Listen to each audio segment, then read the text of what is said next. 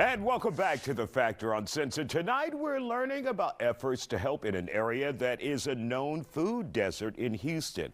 Factor photographers John Starling and Daniel Carrasco joined me for a visit to the Metallic Sunflower Foundation in Acres Homes. It's been around since 2023, created in hopes of giving fresh food to the monthly Chamber Farmers Market and the community.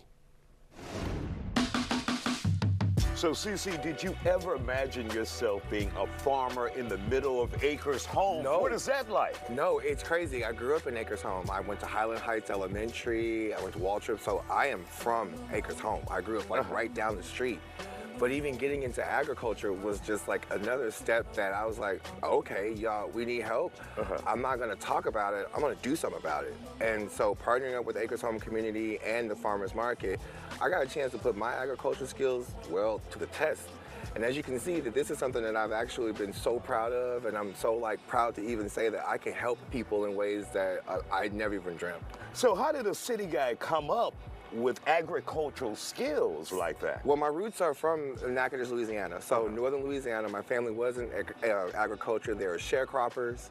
So taking that like DNA, and then I'm a vegetarian, so I don't eat meat. So I grow my own vegetables. And even at my home, growing the little small vegetables that I did, and then my neighbors grew vegetables, we were sharecropping there.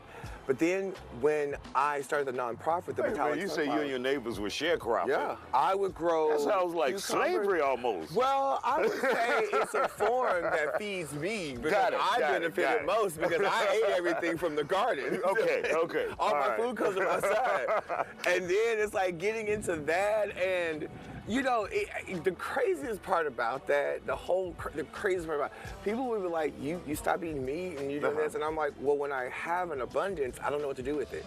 So I would end up giving it away anyway.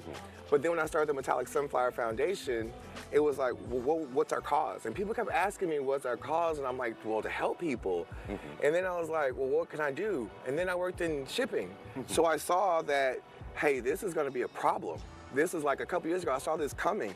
So I started learning. I started asking Marcus Powell over at Hoots Smokehouse. He taught me how to grow. And then from there, I said, okay. So since May, I started doing this. And I have crops here. I have crops, and this is our third one. And what are we looking at here? So this is pak choy, and joy choy actually is part of the bok choy family. These are cash collard greens.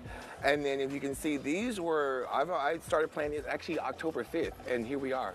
Wow. They're already ready to go. Quite a bloom. Yeah, I'm very impressed with that, and these are like crazy. This is Genovese basil. This is also growing pretty fast. These are Swiss chard, these are golden. We have rainbow, we have like so many, 3 different kinds. We have kale in there. This over here is our collard greens, and we have arugula at the top and spinach. So this is a little nursery. Spinach is taking a little time. We just started it, little babies. Got it. Now this is about 200 plants here.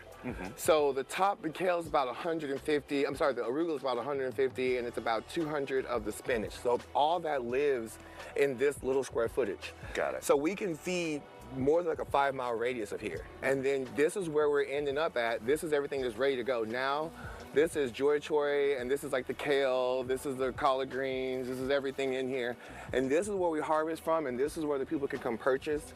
So knowing that I can get like almost 2 acres in this little short spot makes you go, well, if I can do that here, I can do that other places. Right. And bottom line, the whole thing is to make the community healthy and give them this fresh food option. Yeah, this is a food desert. And if people are out there not familiar with the food desert, it's like 12 miles for us in this community to find fresh produce that is actually like worthy. And then the people in this community that are growing are like unsung heroes. They don't know, or they only grow, like me and my neighbors, like we help share. So with the farmers market at Acres Home, we try to bring those people here.